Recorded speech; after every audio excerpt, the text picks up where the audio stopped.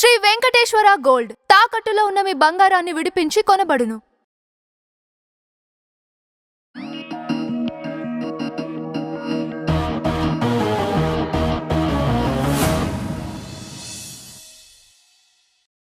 ఈ రోజు మనతో నానాజీ పట్నాయక్ గారు ఉన్నారు. నమస్కారం గురుగారు. శ్రీమాత్రే నమః. అదేవిధంగా తులారాశి వారికి ప్రెసెంట్ సిచ్యువేషన్ ఎలా ఉంది గురుగారు? రాశినాథుడు సప్తమంలో ఉన్నాడు. సో ఇది ప్రత్యేకంగా వివాహ సంబంధించిన విషయాల్ని సూచిస్తుంది క్లియర్గా. సో వివాహం కోసం చేసే ప్రయత్నాలు ఫలిస్తాయి వీళ్ళకి, తులారాశి వారికి. అదొకటి మెయిన్గా వీళ్ళకి బాగుంది. అండ్ సామాజికంగా కూడా కొంతమంది కొత్త వ్యక్తులు కలవడము ఇటువంటివి ఉంటాయి వీళ్ళ లగ్నాధిపతి సప్తమంలో ఉన్నందుకు. ఫైనాన్షియల్ సిచ్యువేషన్స్ అండ్ స్టేటస్ ఎలా ఉంది? గతంతో పోల్చుకుంటే ఫైనాన్షియల్ ఇక్కడ నుంచి కొంచెం డెవలప్మెంట్స్ పెరుగుతాయి. కాకపోతే వ్యాపారం చేసేవాళ్ళు అప్పుగా ధనం ఇవ్వడము, క్రెడిట్స్ ఇవ్వడం జరుగుతూ ఉంటుంది. అటువంటి విషయాల్లో కొంత జాగ్రత్తగా ఉండాలి. ఎందుకంటే ఎంత నీచ స్థానం నుంచి తప్పుకున్నప్పటికీ కుజుడు తులాలగ్నానికి ద్వితీయాధిపతి సప్తమాధిపతి కుజుడే. ఆయన ఎప్పుడైతే దశమంలో ఇంతకాలం నీచంలో ఉన్నాడో ధనపరంగా మాత్రమే కాకుండా పార్ట్నర్స్ నుంచి, జీవిత భాగస్వామి వల్ల, లేకపోతే వివాహ సంబంధించినటువంటి విషయాల వల్ల కొంత స్ట్రెస్ ఉంటూ ఉంటుంది. దాని నుంచి ఎప్పుడైతే ఆ కుజుడు కేతువుతో ఎప్పుడైతే కనెక్ట్ అవుతున్నాడో కొంచెం ఫైనాన్షియల్ మ్యాటర్స్ విషయంలో గ్రోత్ ఉంటుంది. లాభంలో ఉన్నందుకు కొంత ఆగుతూ ఉంటాయి. మనీ ఇవి మెయిన్గా చూసుకోవాలి. ప్రాపర్టీస్ అండ్ ఎడ్యుకేషన్ పరంగా ఏ విధంగా ఉంటుంది గురుగారు? ప్రాపర్టీ లోన్స్ లభిస్తాయి. ఎడ్యుకేషన్ పరంగా కనుక చూసుకున్నట్లయితే బాగుంటుంది. No need to worry. అందులో ముఖ్యంగా మెడికల్ రంగాల్లో, మెడికల్ రిలేటెడ్ సంబంధించిన చదువుకునేటువంటి వారికి, ఎందుకంటే 4వ అధిపతి 6వ స్థానంలో ఉన్నాడు, రోగ స్థానంలో వెళ్ళి కూర్చున్నాడు. దాంతోపాటు అక్కడి నుంచి రవిని వీక్షిస్తున్నాడు. 14వ తేదీ వరకు రవి మీద వీక్షణ ఉంటుంది. కాకపోతే మెడికల్ సీట్స్ మెడికల్ సీట్స్ కోసం ప్రయత్నం చేసేటువంటి వారికి, మెడికల్ రంగాల్లో ఉండేటువంటి వారికి, వీరికి ఉద్యోగ సంబంధించిన విషయాలు కావచ్చు, అదేవిధంగా విద్యా సంబంధించిన విషయాల్లో కావచ్చు బాగుంటుందని చెప్పుకోవచ్చు. ఉద్యోగరీత్యా ఇంకా ఏ విధంగా ఉంటుంది? తులారాశి వారికి కనుక చూసుకున్నట్లయితే ఉద్యోగరీత్యా ప్రత్యేకంగా ఏదైతే మనకి దశమంలో ఇంతకాలం కూర్చున్నాడో ఉద్యోగపరంగా ఈ జీవిత భాగస్వామి ప్లస్ వీళ్ళు కూడా కొంత ఇబ్బంది పడ్డారని చెప్పుకోవాలి. ఇక్కడి నుంచి మాత్రం కొంత బాగుంటుంది అని చెప్పుకోవచ్చు ఉద్యోగ సంబంధించిన విషయంలో గతంతో పోల్చుకుంటే కనుక. కాకపోతే ఉన్న ప్రదేశం కాకుండా 6th లార్డ్ ఎప్పుడైతే 9th హౌస్లోకి వెళ్ళాడో ఇతర ప్రదేశాలకి, అంటే ఇప్పుడు చూడండి కొంతమంది ఇక్కడ ఉంటూ బెంగళూరులో జాబ్ ట్రై చేస్తారు, లేదా బాంబే వెళ్తారు, లేదా బాంబే వాళ్ళు ఇంకో హైదరాబాద్ రావచ్చు. ఇట్లా ఏదైనా వేరే ప్రాంతానికి వెళ్తే బాగుంటుంది వీరికి ఉద్యోగరీత్యా. ప్రమోషన్స్ అంటే ఒకటే, ఇక్కడ ఏంటంటే లాభస్థానంలో ఎప్పుడైతే కుజుడు కేతు ఉన్నారో రావాల్సిన ప్రమోషన్ కొంచెం ఆగుతూ ఉంటుంది. ఆ ఆగుతున్న ప్రమోషన్ రావడానికి మాత్రం నవగ్రహాల్లో కుజకేతు గ్రహాల దగ్గర దీపారాధన చేయండి, అన్ని విధాలు బాగుంటుంది. బిజినెస్ వ్యాపార రీత్యా ఏ విధంగా ఉంటుంది గురుగారు? బిజినెస్ పరంగా చూసుకుంటే అమ్మ ఒకటే, నన్ను అడిగితే 1 సంవత్సరంన్నర వరకు చేసే బిజినెస్లో కెమికల్, మెడికల్ రిలేటెడ్ బిజినెస్లకు పర్లేదు, కానీ కొంచెం ఇతర బిజినెస్లు, కొంచెం ఫ్యాక్టరీస్ నిర్మించేవారు కొంచెం జాగ్రత్తగా ఉండాలి.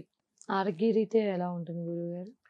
ఆరోగ్యపరమైనటువంటి విషయాలు కనుక చూసుకుంటే అమ్మ 6th హౌస్లో సాటర్న్, అంటే పంచమం నుంచి 6వ స్థానంలోకి ఎప్పుడైతే శని వెళ్ళాడో గతంలో ఇమ్యూనిటీ పరమైన ఇబ్బందులు ఎదుర్కొన్నటువంటి వారికి కొంత రిలీఫ్ అనేటువంటిది వస్తుంది. సాధారణంగా కూడా ఏంటంటే 6వ స్థానం శని మంచివాడే, పాపగ్రహాలు 6వ స్థానంలో ఉంటే చాలా మంచిది, దానికి ఇబ్బంది ఏం లేదు. అలాగే 11వ స్థానంలో ఉండే కుజకేతువులు కూడా మంచి వాళ్ళు చెప్పాలంటే, లాభస్థానంలో ఉన్న 6లో ఉన్న కొన్ని స్థానాలు చెప్పారు శాస్త్రంలో, కాబట్టి మంచిగా చేస్తుంది. కాకపోతే వ్యాపారస్తులు కొంచెం స్ట్రక్ అవుతుంటాయి అప్పులు ఇవ్వడం ద్వారా, money related. But no need to worry. ఏ విధమైన రెమెడీస్ని ఫాలో అవుతే మంచిది అంటారు? ఒకటేనమ్మా, ఇక్కడ మన అందరికీ కావాల్సిన సక్సెస్. సో సక్సెస్ హౌస్లో పాపగ్రహాలు 2 ఉండడం మంచిదే, కానీ కొంచెం కుజుడు కేతు అనేటువంటిది కొంత ఫైనాన్షియల్ స్ట్రక్ చేస్తూ ఉంటుంది. కాబట్టి వ్యాపారస్తులకి ఓం ఇంద్రగోప పరిక్షిప్త స్మరతోనా భజంగికాయ నమః అనే మంత్రము, గోవులకి క్యారెట్స్, గ్రాసము తినిపించడము, ఇవి కనుక చేసుకున్నట్లయితే అన్ని విధాలు బాగుంటుంది. వీటితో పాటు ఇంకేమైనా జాగ్రత్తలు తీసుకోవడం కానీ ఇలాంటివి అంటే ఒకటేనమ్మా, గోచార ఫలితాలు ఒక ఎత్తు, పర్సనల్ చార్ట్ ఒక ఎత్తు. అంటే మనం ఇప్పుడు ఉదాహరణకి మనకి సిచ్యువేషన్స్ చాలా ఇబ్బందికరంగా ఆటంగా ఉంది, వాళ్ళు చూసుకోవాల్సింది ఏంటంటే లగ్నం ఎలా ఉందనేది పరిశీలన చేసుకోవాలి. లగ్నాధిపతి ఎలా ఉన్నాడు వాళ్ళ పర్సనల్ చార్ట్లో, లగ్నానికి వ్యతిరేక ఫలితాలు ఏమైనా వస్తున్నాయా. చాలామంది మేము చాలా కష్టపడుతున్నామండి, మాకు ఫైనాన్షియల్గా అంత ఎదుగుదల లేదు, ఏమిటో మాకు అర్థం కావట్లేదు అంటూ ఉంటారు. నేను ఒకటే చెప్తాను, మీరు ఫస్ట్ మీ ధనాధిపతి ఎవరు, మీకు ధనం ఏ రూట్లో వస్తుందో చెక్ చేసుకోండి. మీకు ధనాధిపతి ఉదాహరణకి ధనస్థానంలో ఉన్నాడు అనుకోండి, ఫైనాన్షియల్ మూలంగా వస్తూ ఉంటాయి మీకు డబ్బులు, అంటే డబ్బులు రొటేషన్ చేయడం వల్ల, లేకపోతే అప్పులు ఇవ్వడం ద్వారా 6లో ఉంటాయి. ఆ 4లో ఉన్నాడు, రియల్ ఎస్టేట్ ద్వారా వస్తుంది. So Okay. ఎక్కడున్నాడు ఈజ్ మోస్ట్ ఇంపార్టెంట్. ధనాధిపతి 3లో ఉంటే కూడా రియల్ ఎస్టేట్ ద్వారా వస్తుంది. అట్లా ఎక్కడున్నాడు అంటే మధ్యవర్తిత్వం ద్వారా వస్తుందా, లేకపోతే జాబ్ ద్వారా వస్తుందా, బిజినెస్ ద్వారా వస్తుందా, ఏ పీరియడ్లో ఎక్కువ ధనయోగం ఉంది, ఇవి చెక్ చేసుకోవాలి. అంతేగాని ధనాధిపతి ఒక విషయాన్ని చూపిస్తుంటే మీరు ఇంకొక విషయం మీద కాన్సన్ట్రేషన్ చేస్తే రాదు. So okay. ఇది పర్టికులర్గా చేసుకోవాలి. అలాగే ఎవరికైనా ఫైనాన్షియల్ గ్రోత్ రావాలంటే కూడా ఓం సంపత్కరీ సమారూఢ సింధుర వ్రజ సేవిత ఏ నమః అనే మంత్రం చక్కగా పనిచేస్తుంది. అలాగే చాలామంది ఎన్నో ప్రయత్నాలు చేస్తుంటారు. ప్రయత్నం చేసేటప్పుడు ప్రయత్న స్థానంలో ఏ గ్రహం ఉందో చూసుకోవాలి. అది ఆటంకం ఇస్తుంది అనుకోండి, ఆ ప్రయత్న స్థానంలో ఉండే గ్రహానికి రెమెడీ చేసుకుంటే మీ ప్రయత్నం సక్సెస్ అవుతుంది, అది చూసుకోవాలి. అలాగే చాలామంది చేసే మిస్టేక్ ఏంటంటే ధనం బాగా సంపాదిస్తారు, ఇల్లు కట్టుకునేటప్పుడు తప్పుడు నిర్ణయాలు తీసుకుంటారు. అంటే రాంగ్ డైరెక్షన్ తీసుకోవడం, రాంగ్గా ఇల్లు కట్టుకోవడం, ఆ ఇంటికి వెళ్ళినప్పటి నుంచి వాళ్ళకి ఇబ్బందులు, ఇల్లు అమ్మేసుకోవడం జరుగుతూ ఉంటుంది. కాబట్టి మనకు ధనం సంపాదించుకున్న తర్వాత కట్టుకున్న ఇంటి విషయంలో చాలా జాగ్రత్తగా ఉండాలి. ఎందుకంటే మన చేతుల్లో ఉన్నటువంటిది గృహం. మనం ఎంత పర్ఫెక్ట్గా కనుక ఇల్లు కట్టుకోగలిగితే అంత బాగుంటుంది. అదొకటి మెయిన్గా చూసుకోవాలి. సంతానం విషయం, వివాహం విషయంలో కూడా చాలామంది చేసే మిస్టేక్స్ ఏంటంటే అసలు వీళ్ళకి వివాహ సమయం ఉందా లేదా అని చెక్ చేసుకోరు. ఏదో ర్యాండమ్గా 10 ఏళ్ళు వచ్చాయి, 26 ఏళ్ళు వచ్చి, 27 ఏళ్ళు వచ్చి, 30 ఏళ్ళు వచ్చి ఇంకా వివాహం చేసుకుంటారు. కానీ ఇక్కడ ఏంటంటే వీళ్ళకి కరెక్ట్ టైమా కాదా, ప్రతి ఒక్కరికి 3 to 5 టైమ్స్ వివాహ సమయం వస్తుంది. ఏ ఇయర్లో అంటే వీళ్ళకి సప్తమాధిపతి లేదా సప్తమ స్థాన శుక్రుడి మీద లేదా కుజుడి మీద 7th లార్డ్ లేదా 7th హౌస్ మీద శుభగ్రహాలు దృష్టి ఉన్నప్పుడు చేసుకోవాలి. అలా కాకుండా పాపగ్రహ సంబంధం ఏర్పడింది 7th లార్డ్ కార్ 7th పోర్ట్ఫోలియోకి, అప్పుడు ఏమవుతుంది, వాళ్ళకి ఆ సమయంలో చేసుకునే వివాహం సరిగ్గా ఉండదు. అంటే చిన్న ఎగ్జాంపుల్ చెప్తా చూడండి. ఇప్పుడు బాగా కోల్డ్ ఉందమ్మా, ఆ టైంలో పోయి మళ్ళీ ఐస్ క్రీమ్ తిన్నారు లేదా కూల్ డ్రింక్ దగ్గర ఏమవుతుంది, కోల్డ్ ఎక్కువ.